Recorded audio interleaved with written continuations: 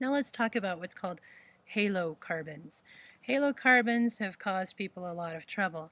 Remember CFCs, chlorofluorocarbons? We used to hear about how these are destroying the ozone layer. Well, these are halocarbons. Chlorofluoro, that refers to halogens. So if we put halogens together with hydrocarbons, we get halocarbons. So we're going to, again, name the hydrocarbon backbone with the longest chain, add fluoro, chloro, bromo, or iodo as a prefix, depending on which of your halogens you have, and then locate it using numbers. Of course, if we have multiple halogens, we'll just name them in alphabetical order. So here's some examples. Trichloromethane. Methane is this guy, right?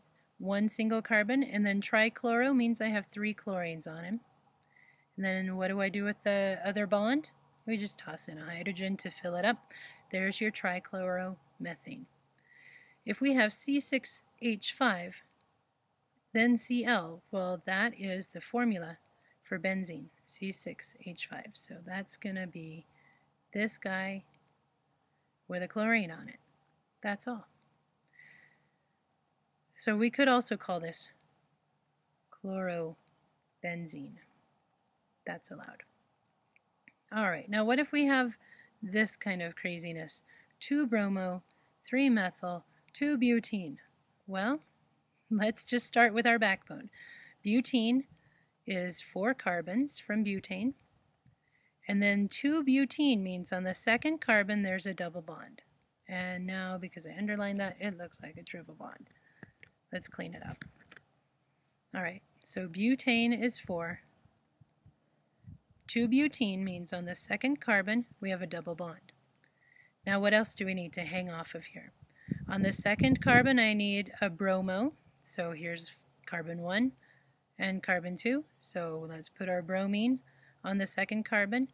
And on the third carbon I have a methyl group, so we put our methyl group there. And then we're going to fill in the rest with hydrogens. Ready? 1, 2, 3, 4, 5, nope, can't put any more. 4, 5, 6. I erased these because they already had 4 bonds, right? So I can't have any more. All right, so 1, 2, 3, 4, 5, 6. And then 3 here, so C5H9Br is the chemical formula for 2-bromo, 3-methyl, 2-butene. This name tells me a lot more about its structure than this chemical formula ever could. All right, now what do we have? A great big molecule, it looks like. We'll start counting carbons. 4, 5, let's see, I have 5 this way, or I have going this way, I have only 4. So it looks like we're going to have a pentane. Get my color to write with. And then how do we name this pentane? We got to get the smallest number and get things in alphabetical order. So let's see, if I go 1, 2, 3, then my bromine is a lower number than if I started here going 1, 2, 3. My methyl and my ethyl will be the same either way. So let's count from right to left. Now what am I going to put on my pentane? Looks like I have a 1-bromo, comma, 3-ethyl, remember we're going to go in alphabetical order, comma, 3-methyl, pentane.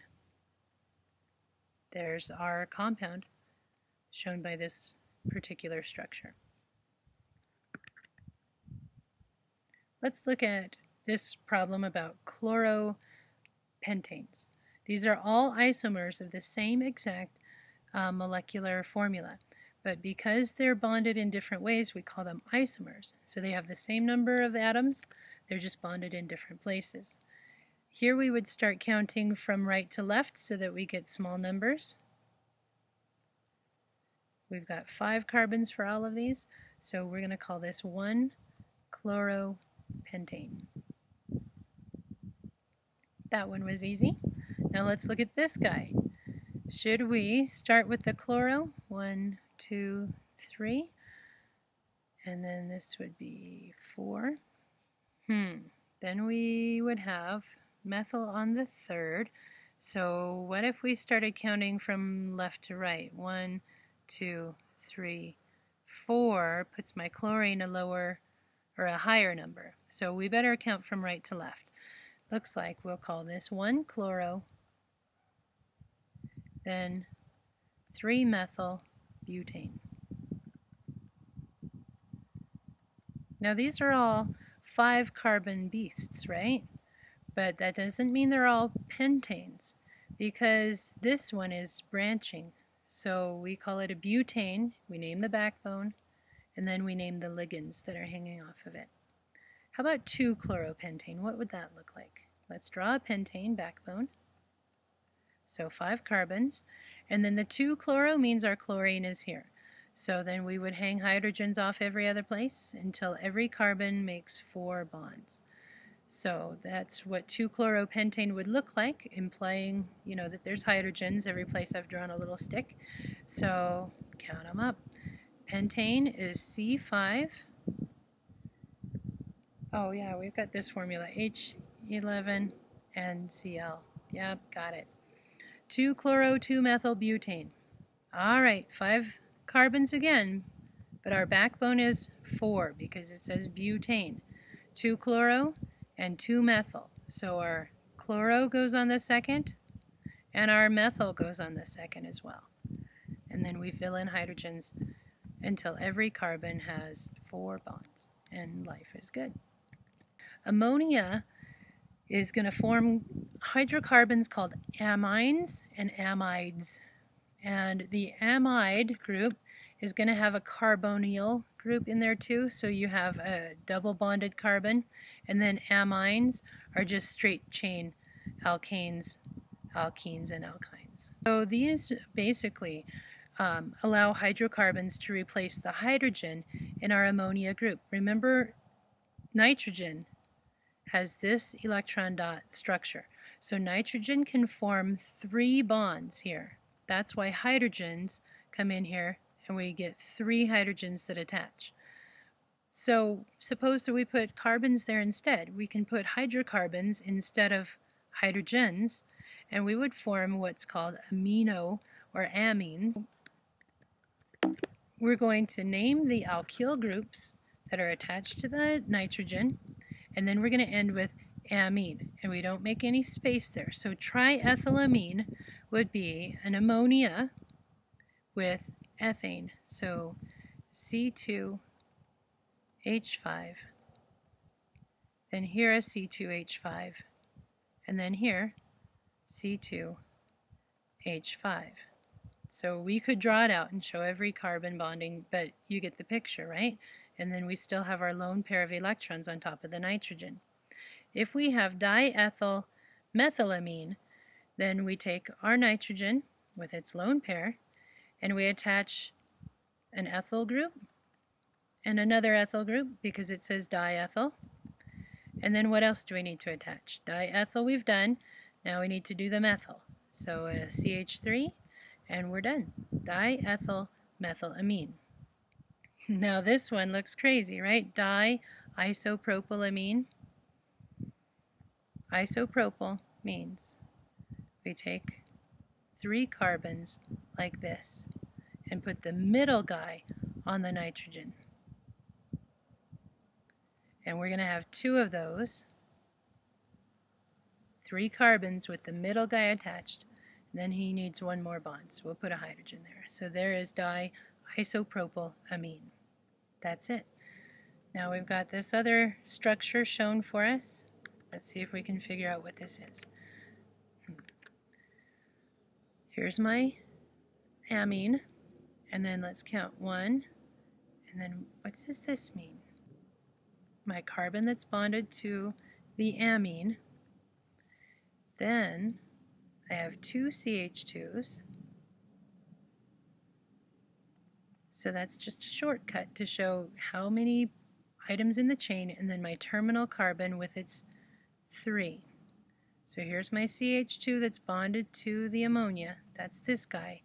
Then 2 more right in here. And then my terminal carbon with CH3, so that everybody's got They're 4 bonds. So let's name this. I have 4 carbons, 2, 3, 4 for my chain. This would be butylamine. No space between the prefix and the amine. That's it. That's how we do. Amines, if we had amides, then we would have a carbonyl group, and we're not ready to talk about that. So I'm not going to ask you to name any of those. Don't you worry. Let's look at alcohols, though. This is a pretty important group. So we basically take the OH group, and we're not going to make a base that you're familiar with. This isn't acid-base chemistry. This is organic chemistry. The OH group now indicates the presence of an alcohol. So we're going to name the hydrocarbon chain, and then instead of changing the ending to -ine or -ine or -ane, we're changing it to -ol. So methanol means I had methane and I had an alcohol group. So the formula for methane is CH3OH. I could write it as CH4O, but that doesn't give me the functional group. I want to know that this is an alcohol, right? So my functional group is OH. This structure doesn't give it to me. Only this one does. So we write the formula CH3OH so that everyone looking at that recognizes, hey, that's an alcohol group. Let's see, what's the other one? Ethanol starts with ethane, 2 carbons, and an alcohol group. Now go back and fill in your hydrogens so that every carbon gets to make 4 bonds. So it's C2H5OH, ethanol. Isopropyl alcohol. Remember what isopropyl is? We have our 3 carbons in a row, but it's this middle carbon we're going to hang off the alcohol group, right? So fill in hydrogens so that everybody's got 4 bonds. And I need one more here. So let's see, C3, then H1, 2, 3, 4, 5, 6, 7, 8. C3, H8, OH. Isopropyl alcohol is the type of alcohol that they rub on your skin right before they give you a shot. Okay, now I have this special challenge for you. 3-ethyl, 2,4-dimethyl-hexanol.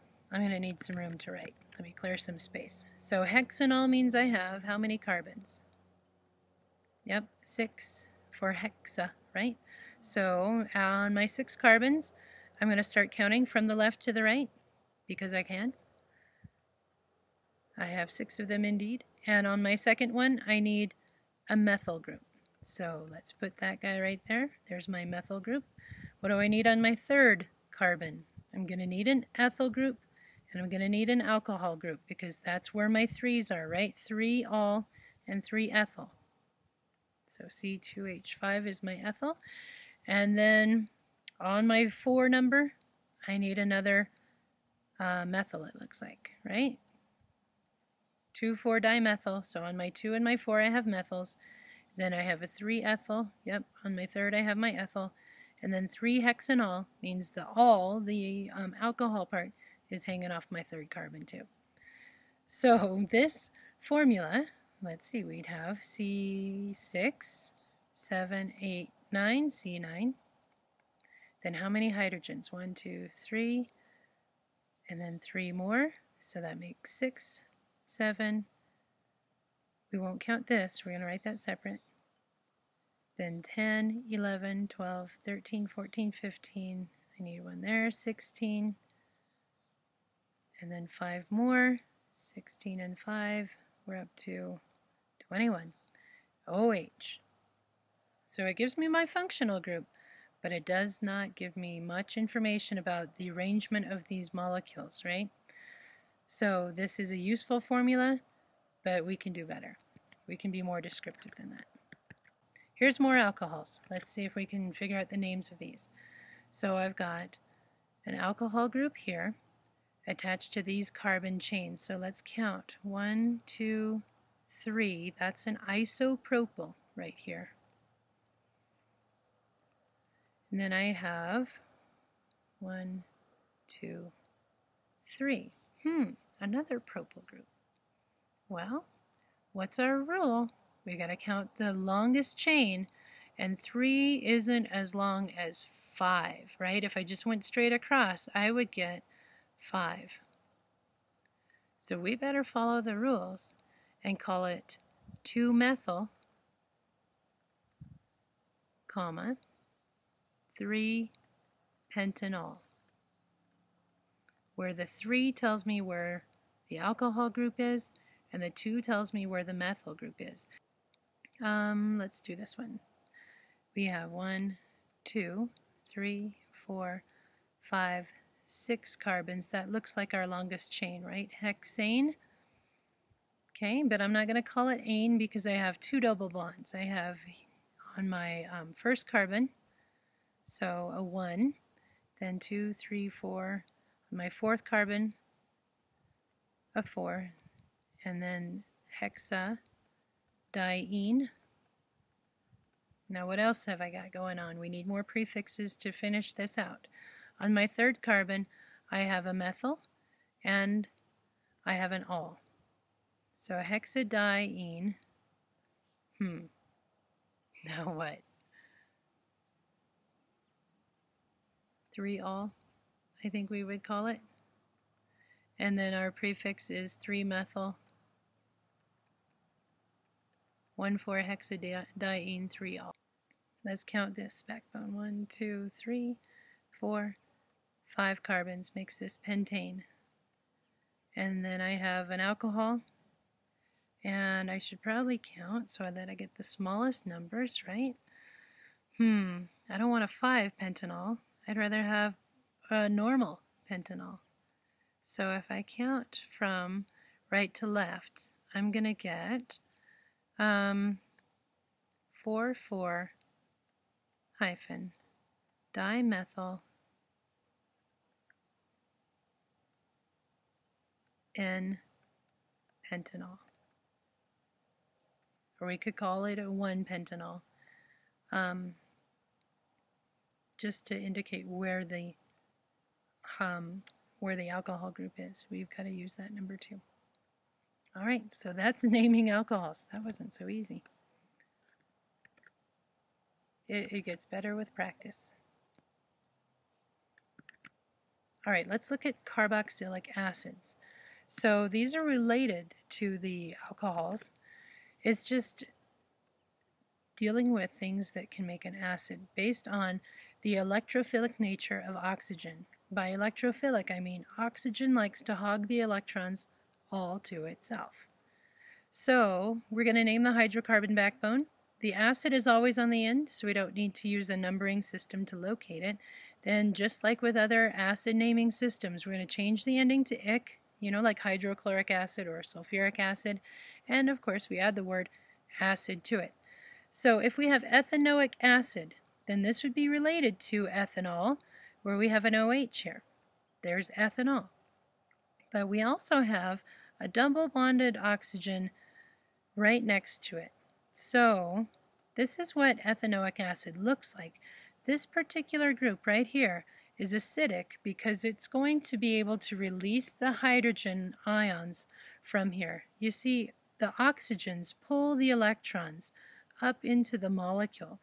We even have lone pairs of electrons up here on this oxygen. It's a very electron-loving type of element because we've got to fill in an octet. Oxygen's only 2 electrons short of that happy number, so it's going to hog the electrons. Hydrogen doesn't get to have much access to those electrons, and so he's out of here. He leaves to go play at a new party where he gets to have some electrons too, because oxygen is hogging them all to himself. That's what makes this acidic, because acids, remember in the Bronsted-Lowry definition of acid, an acid is something that can produce a hydrogen ion in solution. And this is certainly going to be able to do that because the oxygens can accommodate that extra electron quite happily, and the proton's going to leave. So ethanoic acid uses ethane as the base, and then the carboxylic acid is this group. It's written like this, COOH. So if you see this, Cu, written into your molecular formula, you know that's a carboxylic acid. How about butanoic acid? Butane has 4 carbons, And remember, the acid is always on the end. So we put a double bond and an OH. There's our COOH, the COO part. And then we would write this C3H5 and COOH to show the functional group of the carboxylic acid in our formula. How about propenoic acid? This ene means we've got a double bond, right? So propenoic, where could we put a double bond? Let me put in my acid and we'll see. Is propene going to accommodate a double bond right here? If we put it there, then this carbon would have too many bonds, right? 1, 2, 3, 4, 5. So we can't put our double bond there. We're going to have to put it somewhere else. Propenoic has your acid group here, then we'll have to put the double bond on the other carbon so that we don't have too many bonds for our carbonyl carbon group. So then, how do we write this formula? We put our COO for the functional group. Then I have C2, then how many hydrogens? 1, 2, 3, 4, looks like 3. C2H3, COOH is how we would write that formula. Propenoic acid.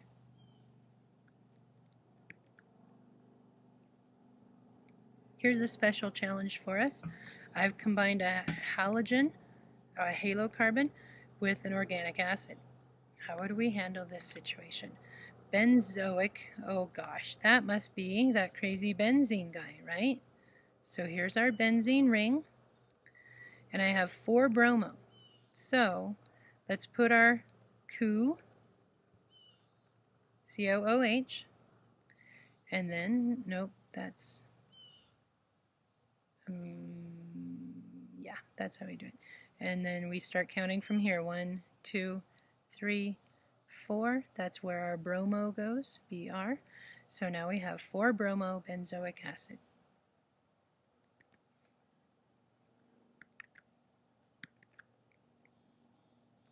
In another related group, we have the aldehydes. An aldehyde is also at the end, so we don't need to use numbers. This is called the terminal carbon, the one at the end. So we're going to put the aldehyde group on the terminal carbon. That means a double bonded oxygen group on the end of a branching carbon chain or a straight chain. So here's some examples. Methanal is where we would start with methane. We have a double bonding carbon, and then all we can do here is put hydrogens. This is also called formaldehyde because the methyl group is called the formic group. So formaldehyde has this structure. Propanal is 3 carbons, and we put the OH group on the end. Now fill in hydrogens for everything else.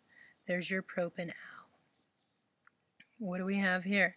CH3, CH2, CHO. The only way to make CHO is like this. And so this is still propanal. Same thing as we had before. That's just a different way of writing that formula. Now I need some room here to look at the next one.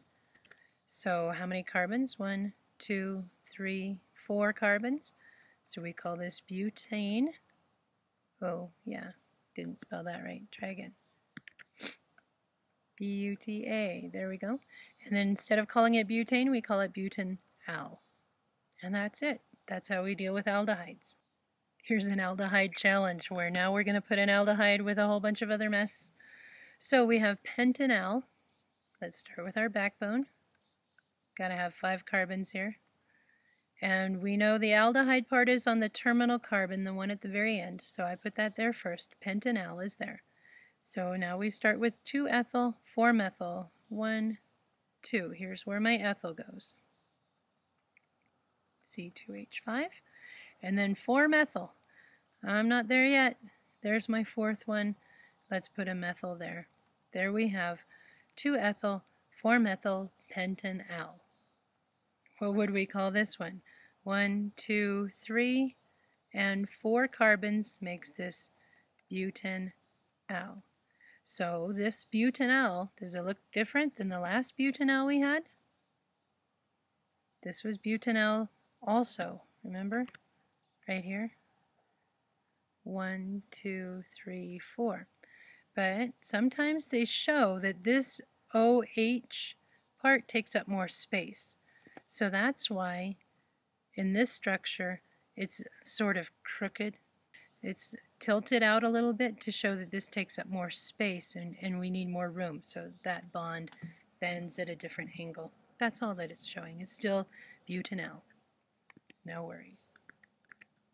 Okay, let's look at non-terminal carbons. Suppose that we took that carbonyl group, the double bonded O, and we put it somewhere in the middle instead of on the end. Well, then it changes its functionality and it's called a ketone instead of an aldehyde. So name your hydrocarbon backbone, locate the ketone group using the number, but you'll put it right before the base name. And then we change the ending to O-N-E, one. So 3-butanone tells us we've got a 4-carbon chain, and then the double bonded O goes on the third. So we put it here. How is that different from 2-butanone? 1, 2, 3, 4. Because we started counting in a different place? I don't think we could have a 3-butanone. It's going to have to be 2-butanone, because if I counted it from the other side, I would just have to get my lowest number. So, yeah. 3-butanone? Nah. Call it 2-butanone, and I'd be happier, because that follows the convention more closely. Oh gosh, look at the next one. Heptone means I have 7 carbons. So let's draw 7 carbons. 4, 5, 6, 7. Okay, starting to count. 1, 2, 3, 4 is where our ketone goes. Then we have 2,5,5 trimethyl. So I gotta hang 3 methyls off here. I'm gonna hang 1 methyl group off my 2, and then here's my 5 carbon. So I get 5,5 means put 2 methyls on there. Whoops, hit the wrong button. So I have 2,5,5 trimethyl 4-heptone. Wow. Well, just follow the rules and you'll get it. It sounds complicated, but we just break it down and make it easier, right? Let's count this backbone. 1, 2, 3, 4, 5 carbons. So this is a pentane, right? And if I start counting from this side, I get 1, 2, 3, 1, 2, 3. But my methyl numbering will be lower if I count from the other direction. So let's do that. 1, 2, 3. So I'm going to end up with 2 methyl,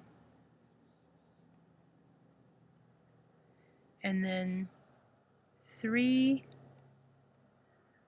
was this a pentane or butane? 3, 4, 5, pentane. So pentanone. There we go. 2 methyl, 3 pentanone. That's it. Esters are a fun group because they make some smelly things. Anything that you smell or taste that's recognizable is probably an ester or an ether. If you smell it and you don't like it, then it's probably going to be called an aromatic compound with benzene rings in it. So esters make fun smells like the smell of banana and the smell of peppermint and the smell of lemons. Let's look at how to name an ester. First, we're going to name the group that's attached to the single bond oxygen, and that's going to be the substituent. So that's not our main name. We put that at the beginning of the name. Then we have a space, and then we name the carbon chain that's attached to the double bonded O carbon, the carbonyl carbon. So in this case, let's do the structure first. I have, this is my carbonyl carbon, and there's 2 carbons here. So it's going to be ethane OH, and then look and see how many carbons are attached to the single O, and it's a methyl, right? Because it's 1 carbon. So I have methyl ethane OH. There's a space here. Methylethanoate is the name of this ester in the box. Now let's look and see if we can draw the shape based on the name. How about methylbutanoate? So butane has 4, 1, 2, 3, 4. And I put my double bond O there. And I need another single O. And then my methyl, well, that's easy. That's only 1 carbon, right? So then we fill in enough hydrogens to get there. So the way I would write this is C4H1, 2, 3, 4, 5, 6, 7. C4H7, OO, and then CH3. That's it. Ethyl propanoate. Propane is 3, so I put my, I'm going to go this way, 3 here, double bond, single bond, and then on my other side it says ethyl, so I need 2 carbons there. So there's my ethyl group over here, and here's my propyl group attached to the double bonded O. That's how we draw those and how we know what they are. Those are esters. Ethers are related, but notice we're lacking a double bonded O. It's just a single bonded oxygen between 2 groups. So we're going to name each hydrocarbon and change the ending of both of them to the YL, the prefix for each. Then we have a space, and we add the word ether. So in the case of ethyl methyl ether, I'm going to draw an ethyl group, C2, right? Then an oxygen, and what goes on the other side? The methyl. All right, then we hang off our hydrogens until every carbon has 4 bonds. There we go. That's ethyl methyl ether, which is different from the one shown in the box. The one in the box has 1 methyl group here and 1 methyl group here. So instead of calling it methyl methyl ether, I just would call this dimethyl and then ether.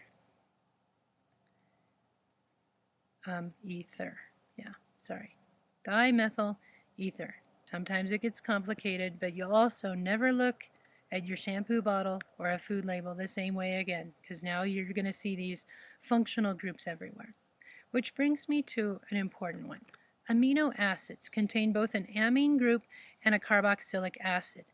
These ones, I've called them essential to life because you probably hear a lot about essential amino acids.